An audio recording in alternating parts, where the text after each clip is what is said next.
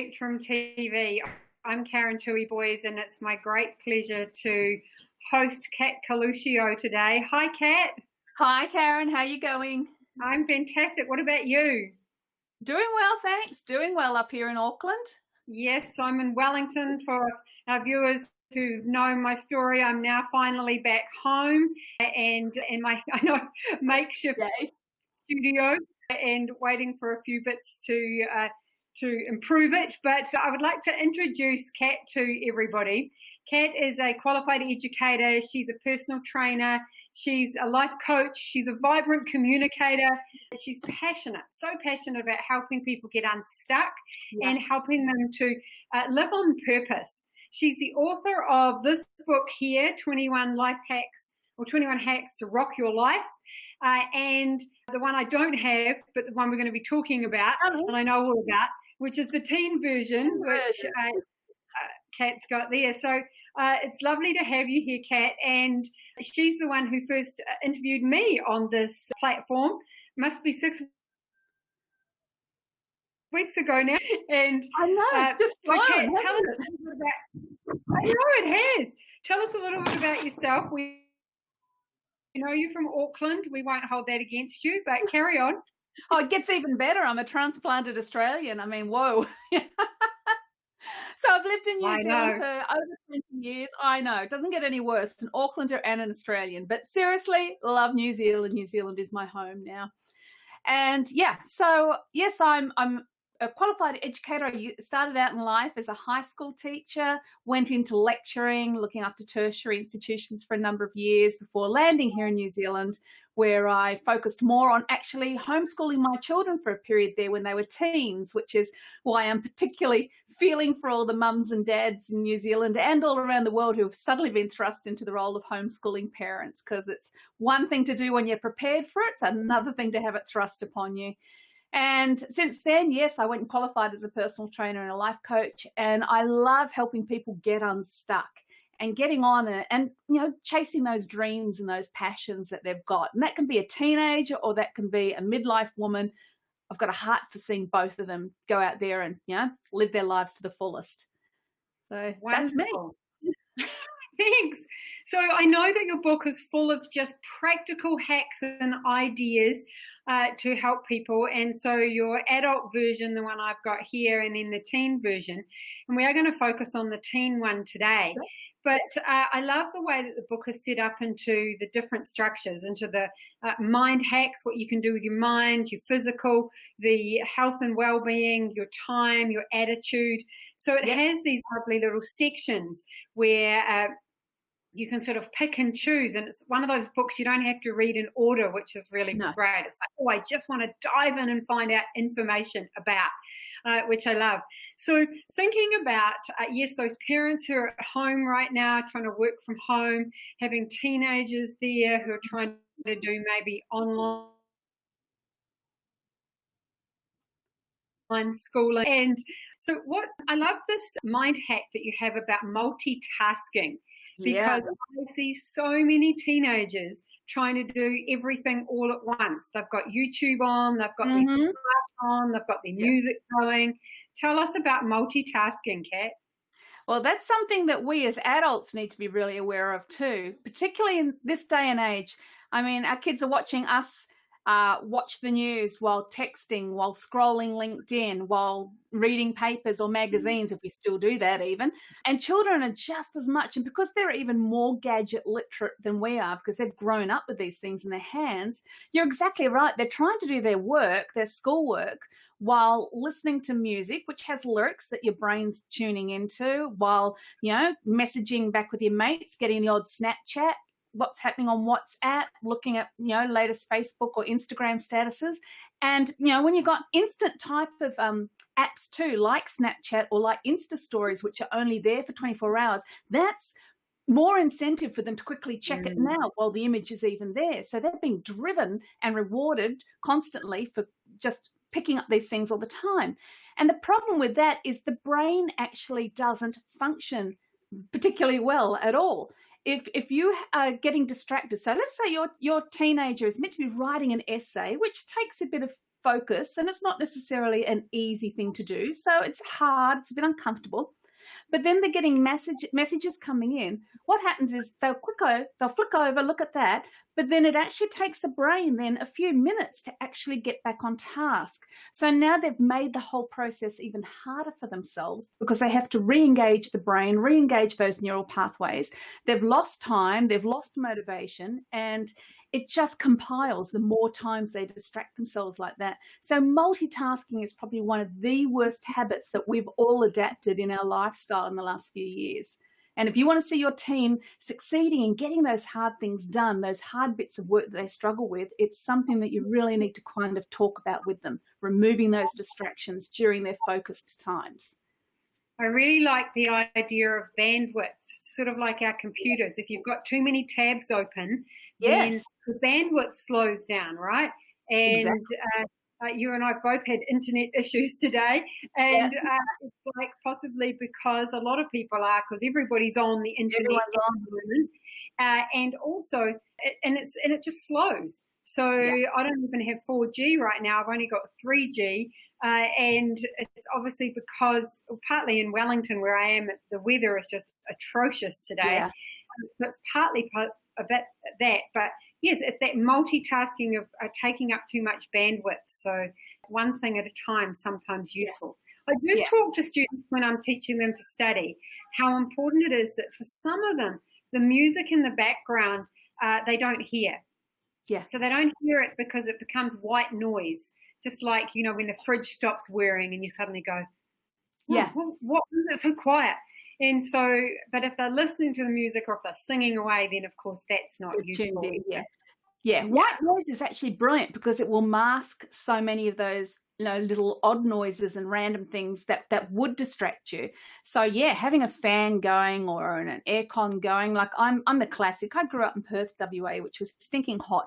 My parents got my brothers and myself little personal fans when we were kids. Now neither of my brothers nor I, 40 odd years later, can sleep without a fan going in our bedrooms at night because we're so used to that white noise masking everything.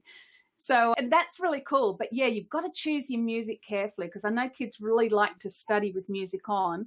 But if there are lyrics, if it's music that they know that they automatically start humming along to, it's not going to do the job. The thing is, a lot of people actually recommend that you go on YouTube and you look up some of the binaural beats, which is instrumental electronic music, which actually helps stimulate brain waves. And there's some great ones that really help focus. And I put that on myself. I'll put some of those on in the background and I'll zone out for that hour while that plays. So that's a really good way of compromising with your team. They've got some music. It's electronic music. It's not old fuddy-duddy music, but it's actually music that's going to help them focus. I think some of that fuddy-duddy music, though, the Baroque music, which is what we talk about when we're studying, is if students actually understand why they've got the music on, they actually don't mind so much. And when they realise that it actually does help them and helps them to focus. So that's great. One of the things you talk about is visualization and around success. How does that help? Okay, you just paused slightly, but I'm presuming you were just asking how that helps, right? Sorry, there was a lag. We both paused. There was. So how does visualization help? Okay, visualization's been proven scientifically now to be something that is absolutely critical to success, particularly in a high achieving person. And it's been studied a lot in relation to athletes. Now, both of my children were elite athletes in their teens. And my daughter in particular, we used to watch her. She was an aerobic gymnast. I represented New Zealand for a number of years. And I used to watch how much visualization helped her. She'd be the one to be sitting there with her eyes shut, visualizing her routine. But even before it got to that point, she'd be visualizing the actual move and feeling the move that she had to try and learn. And out of that, the body soon adapted quicker. Again, it was that training of the neural pathways, and the body was able to follow it so much quicker. And that's what's now been replicated. So they've discovered, they've trialed this with college swimming teams in the States and a number of other research projects out there. And if a student can start to visualize themselves actually having achieved that goal that they want to achieve, but not just picturing it, but feeling feeling picturing like the whole thing, how it would look, how it would feel, how it would taste, how it would smell, absolutely, bringing in every sense to it. They've got a much higher capacity then for that self-belief that comes with that, seeing themselves doing it, and then the motivation to carry through on task to reach that goal that they've already kind of put in their mind. So it's actually a really critical exercise to do, and I would suggest that teens start doing it at least once or twice a day. Just pick one thing, just for 30 seconds to 60 seconds. Find a corner in your room where no one's going to disturb you. Shut your eyes and feel it, see it, taste it, smell it. What would it be like to be in that place that you want to get to? And your self-belief will grow. And I think that's true, particularly as many students are feeling anxious at the moment because they're not getting their coursework done. And I know there's a petition going around in New Zealand to say, they should lower the credits students need to pass their exams. Yet there are many who are actually putting the work in and doing the credits. And so the ability to visualize yourself being able to be productive, visualize yourself passing those exams or getting the work in on time is part of that success strategy. It really is. Yeah. It is. It is. I mean, there's so many other factors too, and we are in a really odd situation where all of these students have suddenly found themselves in different learning environments to what they're used to. And some will flourish in that, particularly your introverts, they'll flourish in that. Some of them will really struggle in that. But visualization will certainly help them overcome a lot of those struggles and be proactive in pushing forward through it. So, it's worth looking at doing. I totally agree. When we're talking about teens who are now at home having to create an environment to be able to learn in, so it's now their environment. One of the hacks you talk about is clearing the clutter. I personally would like my children to watch this particular section, so I have a selfish need for you to tell them what I think you're going to say. What is that? What does the clutter do to the brain, and why is it useful to clear that clutter? Well, it's like what we were saying about multitasking. Clutter has the same effect on the brain. It's like sensory overload. So if you're focused, you're doing your work, you're writing that history assignment, it's hard work, but you're doing it. You've put away your phone, so you're not checking apps or anything, but you sit up, take a breather, look around, and there's all this rubbish over here, there's something else here, there's all these models here, there's all this stuff. It's almost got the same impact on your brain as if you picked up an app. So yet again, your focus is gone, and it's going to take you minutes to bring it back into the place. You've just made your life a lot harder in getting that assignment done. And you can absorb overwhelm and stress through all of those senses. So the clutter might be being in a room with lots of other people. You can call that clutter in a sense, and just hearing them talking, hearing them eating, having one of them pat you on the back as they go past, that's all going to interrupt your focus and affect you getting your work done. So it's really critical. Obviously, we're in our homes, we're all on top of each other. I mean, my house, like everybody else's, looks like a bomb's hit because we're doing everything from home. I'm filming down in one bedroom. My daughter's been filming out, so the dining table's up against the walls and things like that. But when it comes to focused work where you've really got to get your brain engaged, like, particularly for your senior students, they really do need to be able to find a space away from everything. So no mess around and no distracting magazines or books or cell phones or people or anything. They just need that. Even if it's sitting in a closet, clear out part of their wardrobe and just let them sit in the corner there and just find a space where they can just purely focus on what they've got to do. And then they will get through it so much faster. They'll be less stressed. You'll be much stressed as the parent because you won't be freaking about it. And everyone should be happy. It's win-win. That's great advice. I'll make sure they watch that section. So thanks. You and I know that keeping yourself well and your health and well-being is so important. We know that if you're happy, healthy and strong, you're much easier to fight a virus such as COVID-19. Yeah. We know that life can be much easier when you're happy, healthy and strong. So what are some of the tips you talk about in your book, The Hacks, for nourishing and the body? Well, it's funny how I don't know if you were amused. I was certainly amused after 4 weeks of no takeaways, seeing people line up in their cars for 5 hours or something like that to get McDonald's. That just does my head in. It's probably the healthiest 4 weeks that so many of the kids and teenagers around the country have actually had in not having access to those fast foods. And there's no way around it. I think even the most nutrition illiterate teenager is well aware that good diet is going to help your body function well. And good diet's also going to help your brain function well. So it's really critical at times. Certainly have your treats, do your baking. We've just been talking about how my husband started baking bread. So I'm struggling with all this beautiful bread at the moment.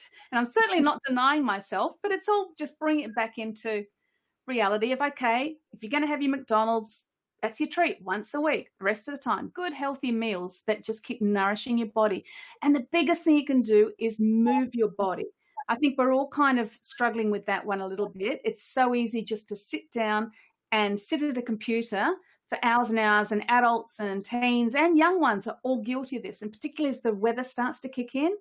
And this is where you just have to get creative. Like particularly in my house, we moved the coffee table into the corner. Our lounge room is kind of like a gym. There's dumbbells. There's an old Total gym that we resurrected that was like 20 years old. There's all these bits and pieces sort of in the lounge room because we know that we're not going to be going outside much with the weather getting bad. And it's just critical that you move your body every single day. And you don't just move it, but you also stretch it. That's really critical as well, because you'll be, just stiffening up, you'll be hunching up, you'll be rolling forward. And for teenagers, they start to get, because I struggled with it, they start to get the sore neck and things like that. So really critical, be moving your body, get your heart rate up, and do lots of stretching. In fact, I'm going to do a blatant plug here, actually, Karen, I hope you don't mind. My daughter, who's also a qualified coach with aerobic gymnastics, has actually been given free flexibility lessons on her Instagram every weekend. She just gets on there and does all these flexi stretches and things like that. So look up Bronte Coluccio on Instagram and you'll get some great stretching tips there.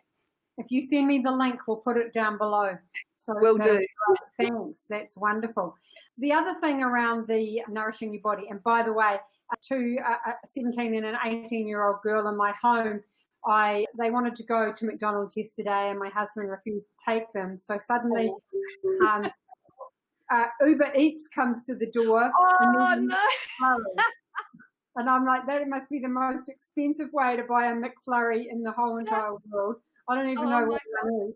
But 5 years ago, I mean, we as adults would probably never think of that, but these kids are growing up so equipped with these cell phones and able to research and make things happen, aren't they? That's crazy. Well, it was an interesting conversation because they'd both written food plans for the week, and I'm sure a McFlurry was not on the food plan. So they had good intentions, but yeah. I know when you try and change something, Robin Sharma says it takes 66 days to change the habit. So the first 22 days are hard, the second 22 days are messy, in the last 22 days you move to automaticity. So and of course the role of water in nutrition is important too. And critical. I've heard many people talk about water. Do you just want to add? Okay, so the internet just cut out again. So, you were still talking. Sorry, the internet information. I couldn't hear you. Alrighty. No, well, we're cutting it out a tiny bit. Okay, I'm going to start. Ready? This is just real life. This is real life dealing with dodgy internet and bad weather. It's all good. It's all good. Okay, so water is critical. I mean, when I was training people in the gym, we talked about this a lot. There's research studies that show that even 2% dehydration can impair your cognitive function. So if you've got a teen that's sitting there trying to write that essay and absolutely struggling, they've eaten well, they've had a decent sleep, they're doing all the right things, but their brain just won't click in and yet they're tired, chances are give them a couple of drinks of water and they'll actually brighten right up. It's amazing. It's often the last thing we think of, but it's actually often the first thing that will make the difference in our mood and how we're feeling. I mean, there's even studies that have shown that people who are dehydrated can almost be as bad as someone who's slightly inebriated as far as, the brain's not working properly. So it's just really critical. Drink that water. If your teen loves their juice or loves their soft drinks or whatever, do with the water and the fluid intake the same way you do with your diet. The 20-80 principle. Okay, 80% water, 20% have your drink of choice, whatever it is that you choose in your family. I'm not into total black and white. I'm into, let's find some midway ground where they're generally healthy 70-80% of the time, and then they can have those treats, and then everyone's happy. So, but critical, drink that water, have the water bottle next to them. I saw a quote come off the photocopier today from my girls that said, maybe I'm not hungry, or something about, I'm not hungry, I'm not bored, I'm just thirsty. So it was a little reminder, because that's what happens maybe when they think they're hungry or they are bored, perhaps they're actually thirsty. Yeah, so, that's the usual pattern, isn't it? We walk to the fridge and stand there looking at the fridge thinking, what do I want? But you're actually either bored or you're actually dehydrated. You just need a good big drink of water. So be guided by your thirst. You don't have to chug down certain amounts, okay? But certainly keep sipping during the day. Keep that water bottle next to them. Even if they just choose to have that water bottle next to them while they're doing their work, and then in their break they can have their whatever else type thing. But yeah, lots of water. Thanks. We've got a lot of free water falling from the sky today. We're on tank, so we're loving it. Oh, you'll be really appreciating that. Yeah. One of the things you talk about in your time hacks is prioritizing to reduce the overwhelm. And I know right now, when teenagers have been given a lot of work from different teachers in their schools, and trying to cope with everything that's going on in their families, what are some of your hints and tips and hacks to be able to prioritize that overwhelm that they're feeling? Yeah. Okay, so overwhelm's a sign of stress. So, and the reality is our bodies are always under a kind of type of stress to a certain level. That's kind of just life, all right? But overwhelm's when that stress gets so much that your body kind of freezes and you're in that fight, flight, or freeze sort of mode. And for a lot of people, it's literally that. They just freeze. They don't know what to do. They don't know where to start. So all of a sudden, they've got 5 teachers, got 5 assignments in front of them. And instead of just sitting down and logically thinking, right, when's that one due? Let's work out the priorities like that. The initial reaction is to freeze and panic.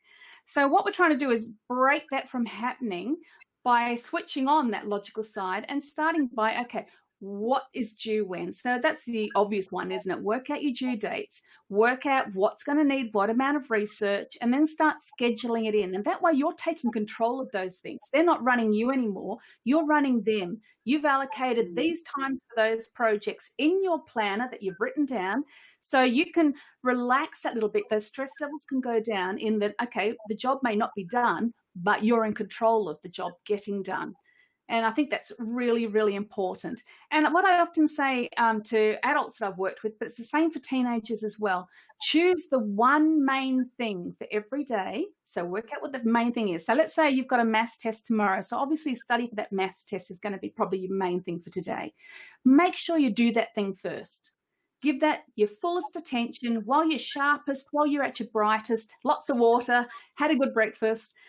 Do that first. Tick that off, which is going to make you feel fantastic. So you're reinforcing positive feelings, and then start working down the rest of the list of the lesser priorities. And if you can keep that process going, you'll be amazed at how you can chip away at those things that look so big, but you've broken them down and made them doable. That's a great idea. And I know for me personally too, when I get into that overwhelm, I have to have a weekly plan and go, and I break it up into morning, afternoon, evening, and so make sure I can put some time out in there somewhere, and schedule when am I going to do my exercise, when am I going to do all the different things. And I had a webinar at 8 o'clock this morning in America, and you at 4 o'clock this afternoon, and I knew the one task I had to do today was to do the GST. Oh, fun. So you tick that one off? That off, and that just focusing on it. And so that takes a lot of self-discipline though, doesn't it? Because you have to again stop being distracted by the other things, be able to turn off that social media and anything that is distracting and taking up that bandwidth of the brain, and just get on with it. So absolutely making that plan and just one thing a day. Sometimes I try for 3. In my 3 sections, 3 things. And one of those things might be my personal well-being. So which is today I'm going to have a bath or whatever and read a book and do some reflection. So I schedule it in. It's like an appointment. I'm sorry, I've got an appointment then. Yeah, it's in the diary. That's really good. And students need to do that too. They need to schedule in their breaks and their time out and things like that. And I think too, when you do schedule, because I know some students, like I struggle with scheduling because I tend to be one of these people who like to kind of not get locked in, but that can lead to more overwhelm. So I've learned that I have to at least tick off the one big thing and then if possible, the 2 smaller things. And then I can play with the other stuff. So, you can put your less priority tasks that aren't so stressful. You can do them in a more relaxed manner or whatever. But if you've got that main thing done, you can tick off that day as you've done well. And bring in all the other things. That makes total sense. Thank you. I was showing one of my teenagers the contents of your teen book, and I said, out of all of these things, what are you really interested in? And the one that really stood out for one of them was the attitude information and how do you choose your mood? Yeah. Because when they are locked down, they want to go out and they keep going, I can't wait to go out. I really want to go out. What are some of the hacks and tips about choosing your mood in lockdown? Yeah, it is a tricky one. There's no way around it because we're all wired differently. And for those people who have done like personality profiles and things like that, especially if you go into Myers-Briggs, they talk about people being potentially thinkers or feelers. And I learned this one pretty early in the game because I realized I had a thinking child and a feeling child, and my husband and I are more on the thinking side. So that means we tend to rationalize things a bit differently. Whereas a child that's a feeler, they're governed very much by how they're feeling in the moment. It's not that one's right or one's wrong. It just shows how different personalities operate and communicate. So if you're dealing with a child that's a teen that's a feeler, if they're feeling tired or down or feeling in doubt about themselves, they're going to be really down and hard to motivate because everything sucks. What's the problem? Might as well not bother.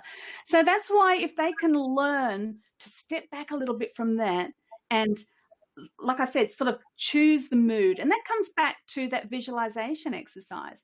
If they've got that picture in their head of where they want to be and how that feels, then they can choose to feel that feeling even when they're having a blah moment. Now, it may just be for a minute. It may be something that crosses their mind, but it is something that will help them stay on task even when they are feeling blah. Does that sort of make sense? And a good thing to do, like if you've got a really visual teenager too, get them to either write the words down that they feel when they're picturing themselves. So that might be that, they picture themselves winning the cross country at school, right? So how do they feel about that? I feel proud. I feel confident. I feel strong. I feel fit. Take those words, stick them on the thing above their computer. So they're actually seeing those words every day.